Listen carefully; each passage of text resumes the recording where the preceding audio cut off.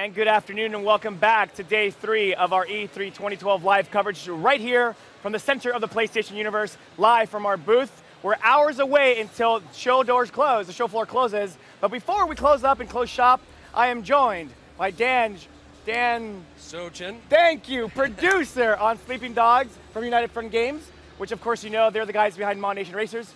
Dude, this is pretty surreal. Last time you and I hung out was 2009 when I was at Destructoid interviewing you on Mod Nation Racers, and here we are now in the future talking about Sleeping Dogs. How does it feel?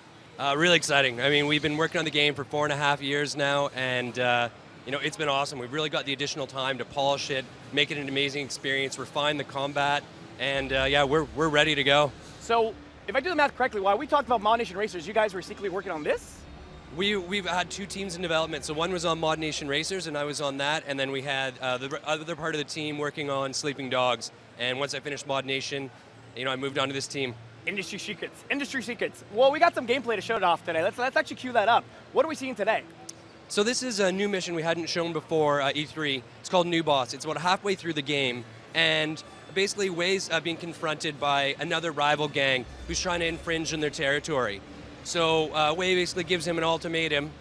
The rival gang doesn't really appreciate that much, and a shootout ensues. Okay, well, surprise, surprise, an action game. So, Sleeping Dogs has been in development for quite a while. You know, talk about the process of going from concept to today. Like, why do we need the game Sleeping Dogs? Sleeping Dogs, it's a pretty unique open world game. Great. We really tried to reinvent the genre a little bit by focusing on sort of the core gameplay, moment to moment. You know, often in open world games, it feels like some of those things have been forsaken for the freedom of the sandbox experience. But instead, we really wanted to make that an emphasis for us, spending a lot of time on a very fluid hand-to-hand combat martial arts system. Great. As well, the driving. A lot of us worked at Black Box on Need for Speed, as well as Mod Nation Racers, Little Big Planet karting. So we know our racing games. We've taken that, wrapped that up with shooting, and put it into a really tight, gritty crime drama narrative that we think really separates us from a lot of other open world games out there. Right, let's start her up. Let's give me the play-by-play weatherman. Awesome. A very common PlayStation prompt. So talk about the character. We got a loading screen, we got a hot chick in a dress, and we got a cool dude with a gun. So that's Wei Shen. He's an undercover cop, and he grew up in Hong Kong. He left. His parents basically took him and his sister away. He'd gotten involved with gangs, moved to San Francisco. Now he became a cop in San Fran. He's been asked to go back to Hong Kong, use his past connections and ties to help infiltrate the gang and try and take down the head of the Triads. So we see a cinematic here. What's going on right here? So Wei's basically talking to 2 of the other guys in his gang, an old friend of his, Jackie Ma, and they're basically talking about sort of the current situation. The rivalry between 2 factions of the gangs has really started to heat up, and Wei, obviously they don't know that he's an undercover cop, but they're starting to really look for him more and more as in guidance. And so it's a lot of the dilemma for the player and obviously for Wei, the main character as well. The deeper he goes undercover, the more the lines become blurred. Is he cop? Is he triad? He keeps being forced to do more and more violent and aggressive things to basically keep his cover. Right on. So you guys did work on Mod Nation Racers. That's a very fun, lovable, happy game. This is very dark, grimy, intense. What's that like for a studio to work on 2 completely polar opposite titles? I think it's awesome. I think it's really nice. I think it shows the diversity and the talent that we've got at United Front, that we're able to do 2 very different games. It's also really fun, you know. You do the fun, the colorful, the bright game, and then next thing you're jumping on a game working on where you're taking a guy's face and putting it into a table saw. Was there some sort of like rivalry between the teams? It's like, I'd rather be working on the dark game. Oh, I'd rather be working on the kids game. No, it's great. You know, I think we're very collaborative. We do lots of, you know, getting the other guys on either team, playing it, giving feedback. So we work really well together in the studio that way. Right now, I guess we're actually going to gameplay now. We're jumping into gameplay. What's the first thing we're going to see after when we start up? So this is the Bam Bam Club, what they've used basically as their hangout. Nice. So we've got the slow-mo sequences. We've definitely taken a lot of influences from Hong Kong cinema, John Woo, to kind of capture those exciting game moments and accentuating them. So you're able to trigger slow-mo by basically doing a vault move and then jumping over, hitting the aim button, and you can then create a slow-mo sequence. That's awesome. You know, I'm already sold. Hot pink everywhere. Hot pink. Now, is this a nightclub, a strip joint? Where are we at? This is a nightclub, and one of the earlier missions, you've basically gone, taken it over, made it your own. Now this rival gang, they sent up their thugs to basically shoot it up and try and push you out. Well, that's pretty cool. Okay, so it looks like he's jumping across all sorts of obstacles and stuff like that. Was that sort of like, you know, challenging? Like, does he jump over crazier things like this? Because I know in Max Payne 3, we got Max Payne like jumping out of windows and dodging and shooting. This looks like it's far more violent and colorful. Talk about, you know, crap. Just talk about anything really that I'm just like, the reason why I'm so stuck on it is because I'm actually kind of intense. Like, I'm stuck on the fact that it's hot pink, looks so great. And this totally saved me. What is happening right now? So the shootout's now moved outside. Okay. And as you can see, we've really tried to make all the action very seamless. Right. Allowing the player to feel like they're a martial arts superstar themselves. And so quickly things can go from hand-to-hand combat to free running into shooting. And we try and, you know, make each of those a transition. It's not like this is the shooting mission. This is the fighting mission. They really kind of transition between each of them. Now, is this all the same engine when it cuts the cutscene and back to gameplay? Is it the same engine, or how does that work? Yeah, we do have some pre-rendered sequences in there, but a lot of it's all run through the in-game system. And yeah, and this is all open world. You can go back to that club at any time. There's girls there. You can hang out. You know, check out the music we've got in the game.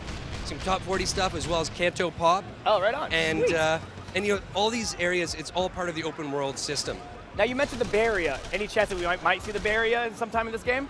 Sorry, what's that? You mentioned the Bay Area in San Francisco. He's from San Francisco, yes. Or he was in San Francisco. Any chance we might see that in the game at all? No, it's all focused solely on Hong Kong. And we've really taken the time to kind of capture Hong Kong as a city. We've gone as a team, done numerous trips there, taken tens of thousands of photos. Right on. We met with Triad members while we were there, met with undercover cops to try and, you know, tell a very authentic and gritty story. How do you talk to a Triad member and be like, so we're making this game? Like, how does that work? Like, how do you have those conversations? You know, very delicately, scanning the room, making sure there's no cleavers Can around. Can you stand in this white room so we can scan you? Would you like to do mocap?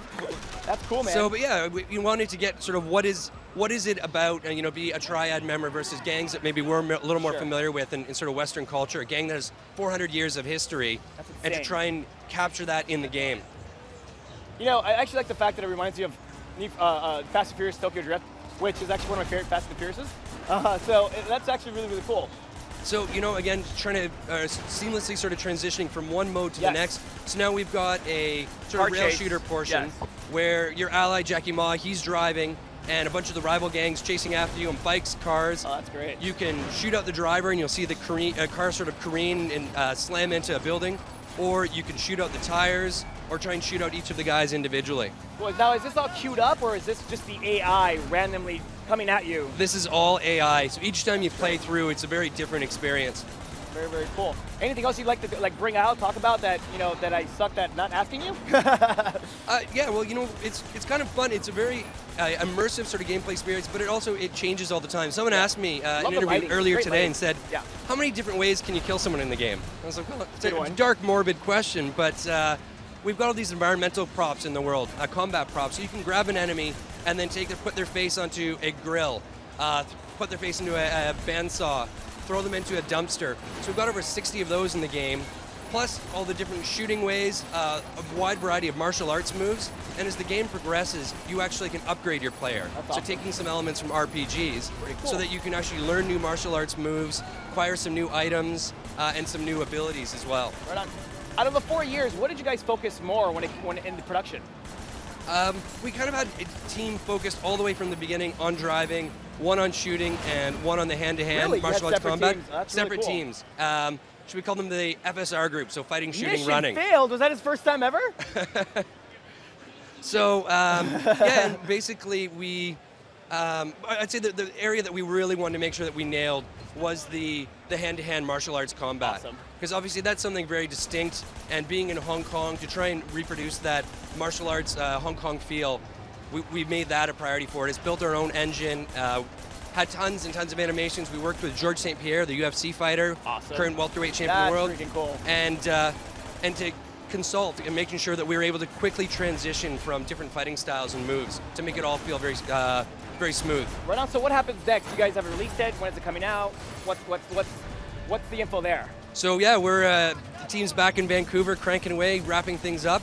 We're done. It'll be on shelves August 14th, coming out on the PlayStation 3, Xbox 360, and Windows PC. Right on. That is great news. 4 years of hard work. Dan, it's always a pleasure to talk to you, Great man. to see you, man. See you in 3-4 years from now, right? Hopefully sooner than that. Hell yeah, dude. And coming up at 3:30 is the finale of the PlayStation E3 Challenge. With only 2 teams remaining, who will win a new PS Vita loaded with the latest games in a year of PlayStation Plus? Stay tuned.